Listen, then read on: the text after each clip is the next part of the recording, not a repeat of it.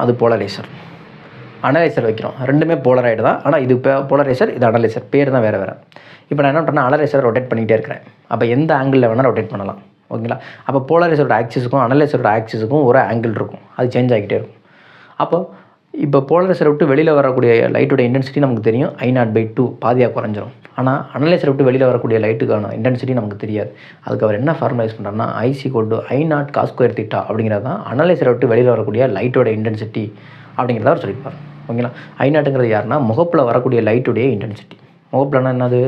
அனலைசருக்கு முகப்பில் வருது இல்லையா லைட்டு, அதோடைய இன்டென்சிட்டி தான் I0 அப்படின்னு சொல்லுவோம். அப்போ I=I0 cos² θ அப்படிங்கிறது தான் அதுக்கான ஃபார்முலா.